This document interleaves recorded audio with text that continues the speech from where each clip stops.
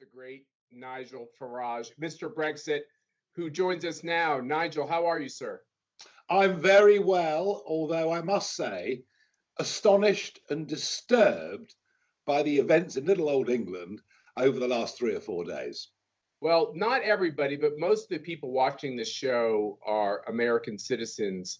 But we are watching a little bit about what's going overseas, including in London, and give people a flavor. It's quite jarring. It's unnerving. Yeah, so the Black Lives Matter movement, which you in America know all too well, they've been existing in the United Kingdom for a few years, but they've been quite low key. They, in the wake of everything that followed on from George Floyd's death, mobilized in this country, organized a demonstration which took place last Wednesday in London. It finished up after the demo with a couple of hundred people outside Downing Street, the address at which the Prime Minister lives, and we saw violence. You know, we saw punch-ups going on with the police, that kind of thing, very unpleasant scenes. They then announced, and bear in mind, we're in lockdown. There's supposed to be social distancing. And on Saturday, 40,000 of them turned up in Parliament Square, next to the Houses of Parliament. And on Sunday, a similar number turned up outside the US Embassy. So no regard for social distancing whatsoever. You know, the rest of us are living under a strict rule book. I can't even go to my local pub because they've closed it, and yet 40,000 people can meet in central London. And this turned ugly on both days. I mean, can you believe it? By the close on Sunday night, we had, for the second day in a row, had Sir Winston Churchill's statue in Parliament Square vandalized, defaced, with a mob chanting Churchill was a racist. Almost astonishing that this could have happened. I mean, no human individual globally in the 20th century did more to preserve democracy, free speech, and liberty than the very, very gutsy, ballsy Winston Churchill. We then saw at our cenotaph, and the cenotaph is a white stone structure in the middle of Westminster. It's a very modest structure, but it's there to represent the 1.5 million British soldiers who died in 2 world wars. You know, we even saw not just graffiti on it, but someone climbing onto it and setting fire to our Union flag. I mean, these scenes are indescribable. You know, and then, Matt, let me finish. Go. In Bristol, which and let's get perspective on this. Bristol has always been a seafaring port facing west, and Bristol was our main slave trading port. You know, these are the histories of our country. We may not like it, but that's how it was 300 years ago. And there was a statue there to a guy who was part of the British African Company, who made a lot of money, and who in later life spent fortunes on building theatres, town halls, all the rest of it in Bristol. And the mob tore down the statue, stamped on the statue, and then threw it into the dock. I mean, it was what I've said, and I've been criticized for this by some, that it was the birth of the British Taliban, because this is what they do in Syria. They blow up and destroy ancient monuments. So all in all, it's been, I have never, I've seen protests, of course. I've seen bits of violence in my life living in and around London, but never have we seen disorder on this scale. So the idea that a country like America, which started off with what many of us call a birth defect, with black and white not having equal rights, quite honestly, women and men not having equal rights. And over time, we have a democratic process that allows us to fix the Constitution and make groups of people that aren't equal. Yet we can't deny our history. And many times monuments come up as a way to try to heal the country Instead of saying this never happened, we acknowledge it happened and we move forward with better laws. What you're saying is this type of racial divide and this kind of like desire to cast aside the history of a great country like the United Kingdom, you have similar dynamics. Destroy history. Oh, absolutely. Absolutely. And remember, it is Black Lives Matter. It is this Marxist anarchist movement that wants to defund the police, abolish the police. I mean, goodness knows, this is Lenin with even more anarchy than Lenin himself could have imagined. I mean, it's pure communism in economic terms. It's very, very dangerous, but it's dressed up as being for equality. It's dressed up as, because of the George Floyd murder, that shows you how terrible police forces are all over the world to black people. Now, look, nobody is defending the actions that took place in Minneapolis. Far from it. That's right. Far from it. But that actually isn't the point. The point is, there are bad cops, there are bad politicians, there are bad lawyers, there are bad people in every walk of life who will do bad things. But, in this country, I mean, the black-white divide in this country, I think we've had a better healing process here across those difficulties than almost any other country in the world. And yet it is the inspiration of Black Lives Matter, organizations around that. We know who funds them, of course. It's the Soroses, it's the Steyrs. So we have caught, not coronavirus from America, but this particular virus from America. I will. And the amazing thing is this, that our mainstream media and our leading politicians, and this I'm sorry to say, includes Boris Johnson, our Prime Minister, none of them have the moral courage to stand up and say, now look, we all want a society with equality of opportunity. We all want people to get on according to merit, hard work, and endeavor.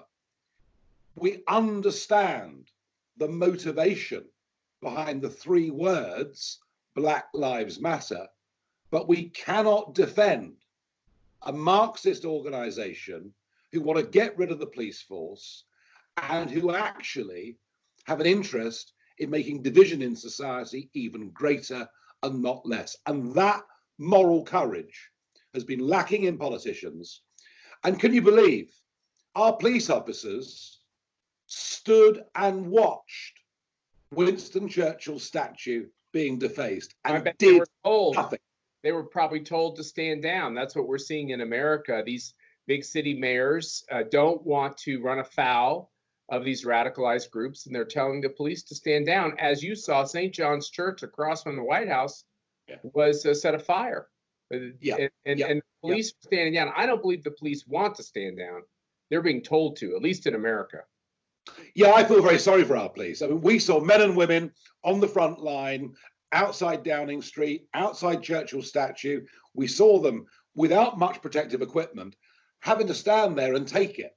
They were having flares fired at them, bottles thrown at them, bicycles thrown at them. 62 of our London police officers have been injured in these riots, some of them very seriously. And I feel very, very sorry, because, the average cop is somebody who wants to do a job for society to make things safer and better for ordinary people. So I feel very sorry for them.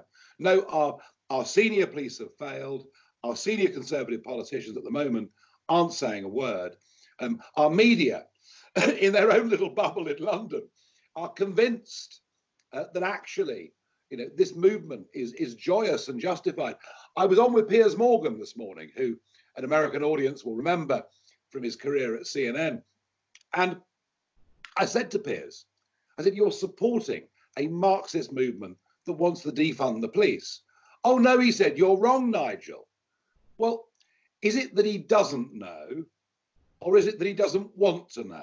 That's right. And I've been chasing him on Twitter all day, but it's almost as if a cause, a movement, an organization is presented as being on the side of the angels, and the media do not do their job and drill down and find out what it's all about.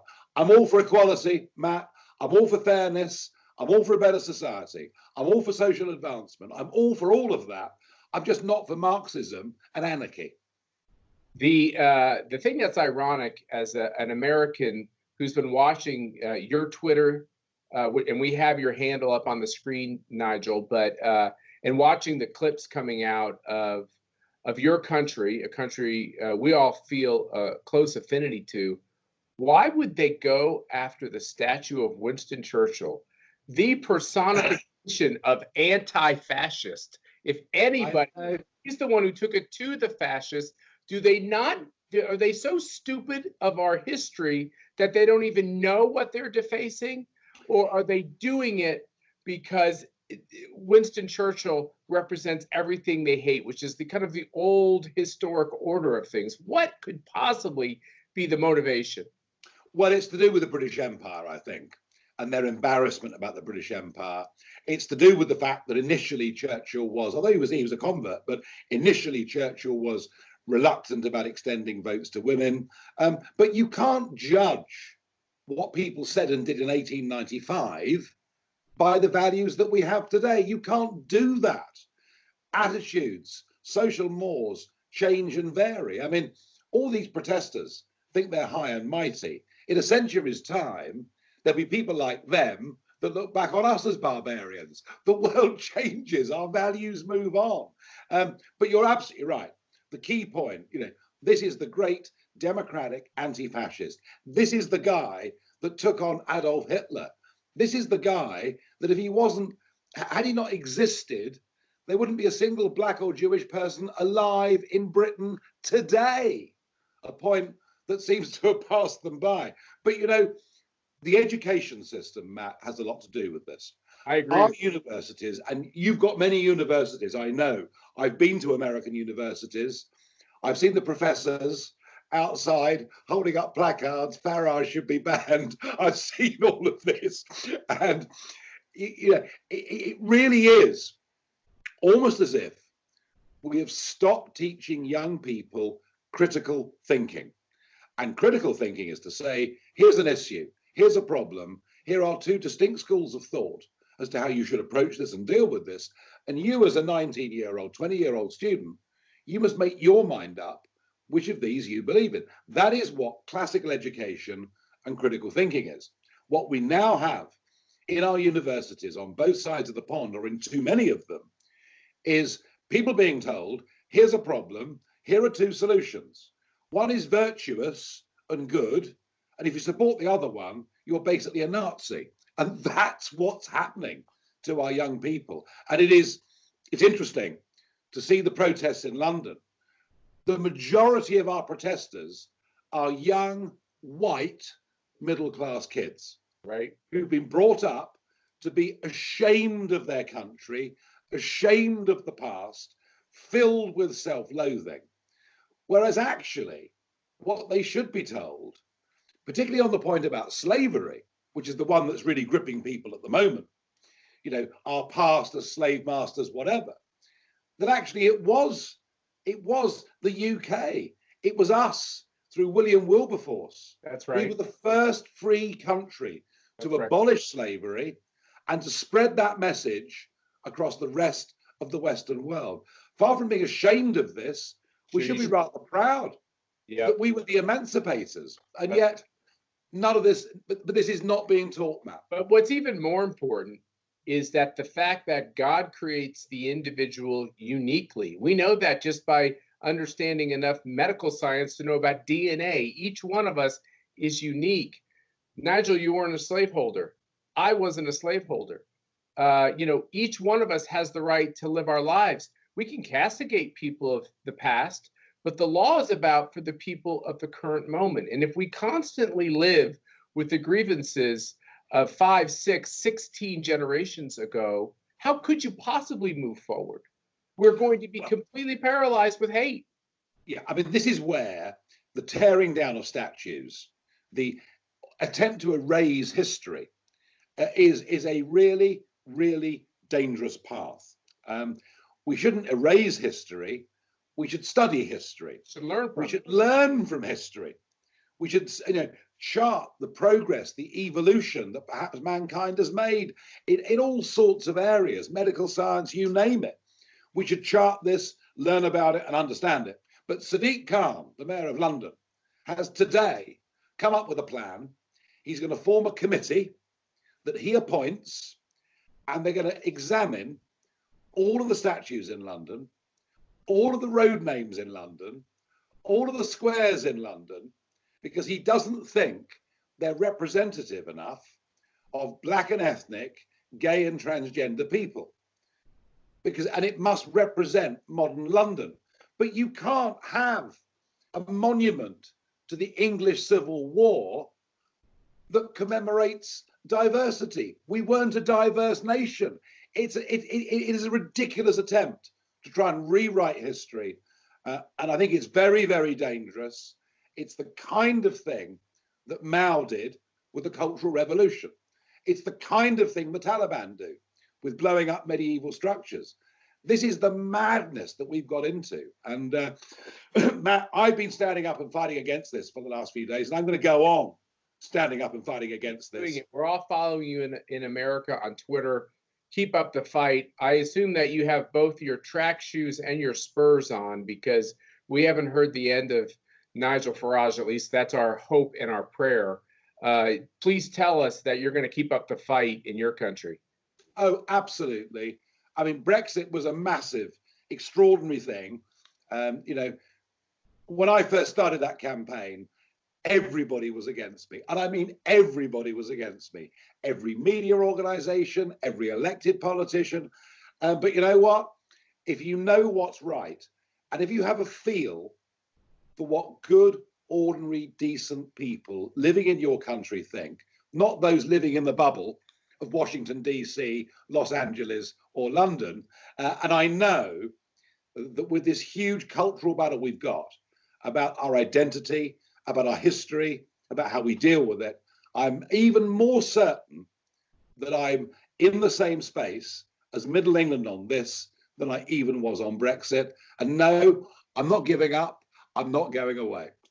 That's awesome. And you know what we're going to do? We're adding to that. We're also getting out of our homes. We're getting back on the road, and we're going to take CPAC everywhere, because the American season that we're entering, this political season, is critically important. And I think we just feel like nothing could be more important than Donald Trump getting 4 more years, not just for the American people, but for lovers everywhere.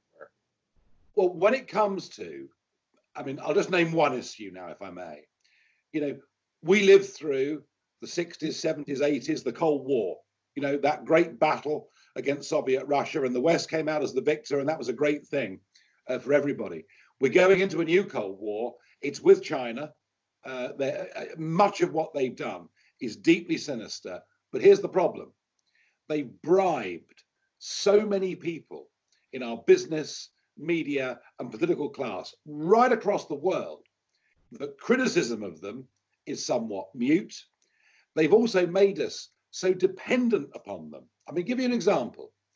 80% of the antibiotics in Britain that are taken are manufactured in China. So they've made us dependent upon them.